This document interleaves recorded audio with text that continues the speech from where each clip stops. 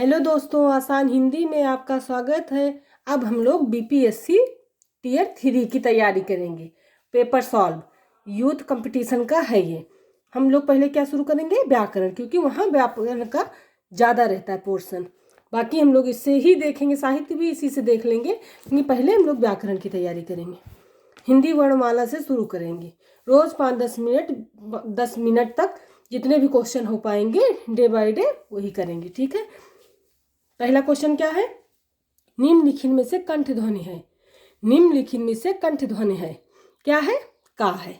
कंठ का खा गा घा अंगा, तालब चा छा जा झाइया शाया, मूर्ध मूर्धा, टाठा डाढ़ा अड़ा सारा, दंत ताथा दाधा न सा ला, ओष्ठ पाफा बाभा माँ।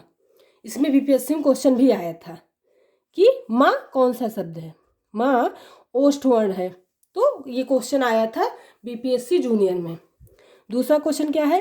वे ध्वनियाँ जिनके उच्चारण में स्वर तंतुओं के निकट आ जाने से उनके बीच निकलती हवा से उनमें कंपन होता है, कहलाती हैं। क्या कहलाती हैं? वो कहलाती है घोष ध्वनि। घोष का हम कोड डाले हैं, आप लोग देखिए बहुत आसानी से। घोष, अल्पप्राण, महाप्राण और अघोष, ये सब ध्वनियाँ बहुत आसानी से याद हो जाएंगी। कोड डाले हैं, शॉर्ट में देख लीजिएगा। ये घोष ध्वनि है। धा का उच्चारण स्थान क्या है? धा का उच्चारण स्थान क्या है? दंत है। धा का उच्चारण स्थान दंत है। धा का, ठीक है। अभी इसको भी अंदर थोड़ा पढ़ लेते हैं, ये सबसे बहुत क्वेश्चन आते हैं। मूलतः हिंदी में उच्चारण के आधार पर 45 वर्ण, 10 स्वर, 35 व्यंजन एवं लेख के आधार पर 52 वर्ण, 13 स्वर, 35 व्यंजन, 4 संयुक्त व्यंजन, ठीक है। हिंदी में व्यंजन वर्णों की संख्या 33 है। इनकी निम्नलिखित श्रेणियाँ: स्पर्श, अंतस्थ, ऊष्म। स्पर्श, अंतस्थ, ऊष्म, 4 4 25, ठीक है। ये देख लीजिए। कवर्ग का खगा घंगा कंठ से, चवर्ग चा छजा झाइया ताल से, टवर्ग टाठा डाढ़ा मूर्धा से, तवर्ग ताथा दा धना दंत से, पवर्ग पाफा बाभा ओष्ठ से, ठीक है। आगे, निम्नलिखित में से कौन से दो वर्ण अयोगवाह कहलाते हैं? क्या है? कौन से दो वर्ण अयोगवाह कहलाते हैं? अन आहा। अन आहा दो अयोगवाह कहलाते हैं। वाक्यों में प्रयुक्त शब्दों का व्यवहारिक और अनुशासित रूप कहलाता है पद। वाक्यों में प्रयुक्त शब्दों का व्यवहारिक और अनुशासित रूप क्या कहलाता है? पद कहलाता है। निम्नलिखित में से अघोष महाप्राण ध्वनि है। अघोष महाप्राण ध्वनि है। खा, खा अघोष भी है, महाप्राण है। बहुत आसान विधि से हम समझाए हैं। अंतस्थ क्या है? अंतस्थ क्या है? अंतस्थ ध्वनियाँ है यारा लावा। अंतस्थ क्या है? यारा लावा। एक में तालब ध्वनियों का प्रयोग हुआ है। किसमें तालब ध्वनियों का? चाचा।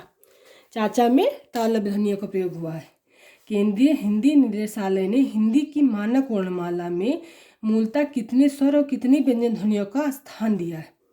केंद्रीय हिंदी निर्देशालय ने हिंदी की मानक वर्णमाला में मूलतः कितनी स्वर और कितनी व्यंजन ध्वनियों को स्थान दिया है?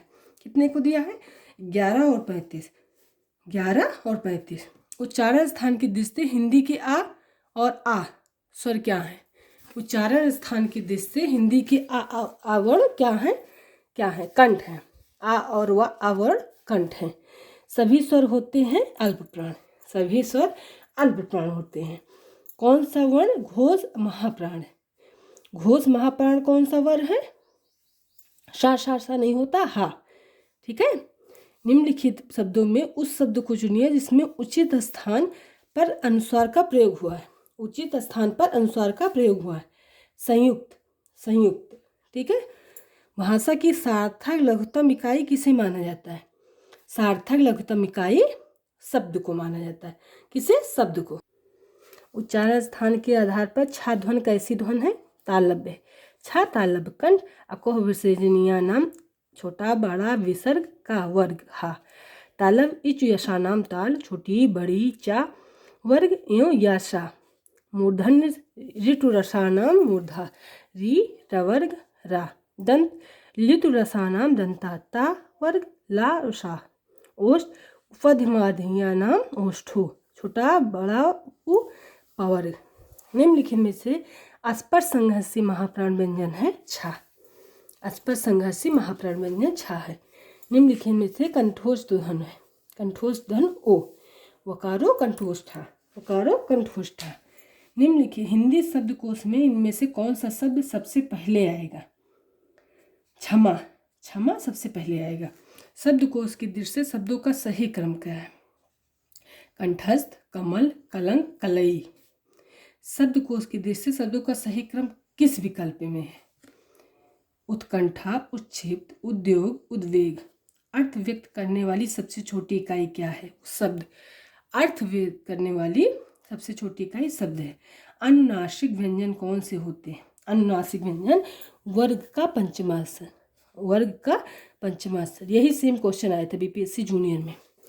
हिंदी का स्पर्श घोष महाप्राण ओष्ठ व्यंजन ध्वनि है। स्पर्श भी है, घोष है, महाप्राण है, ओष्ठ व्यंजन ध्वनि है। भा, भा, ठीक है। निम्नलिखित में से कौन सा स्वर समृद्ध है? समृद्ध कौन सा? ई है समृद्ध स्वर। हिंदी की मूर्धन ध्वनियाँ क्या है? टाठा डाढ़ा, टाठा डाढ़ा मूर्धन ध्वनियाँ। कंठ काखा गाघा, तालव्य चाछा झाझा, दंत ताथा दाधा, ओष्ठ पाफा बा, मूर्धा टाठा डाढ़ा। निम्नलिखित ओष्ठ ध्वनि नहीं है। चा, चा ओष्ठ ध्वनि नहीं है। देखो चा क्या है? तालव्य है। मात्रा स्वर को क्या कहते हैं? समरूप, ग्रेफीन, ग्रेफीन कहते हैं। प्राचीन का विलोम शब्द क्या है? अर्वाचीन। छा का उच्चारण स्थान क्या है? तालव्य, चाछा जाझा। निम्नलिखित में से कौन सा तालव्य ध्वनि है? तालव्य ध्वनि कौन सा है? चा। इनमें से कौन सा पस स्वर है? बड़ा, अग्र, छोटी ई, बड़ी ई, ए ऐ, मध्य आ। पस, बड़ा आ, छोटा ऊ, बड़ा ओ आ। मध्य में एक आ हटा दीजिए, बाकी तीन के आकार का, तीन के आकार का जो भी बन रहा है सब पस में है, और मध्य में आ है, बाकी जो बचेंगे वो अग्र में है।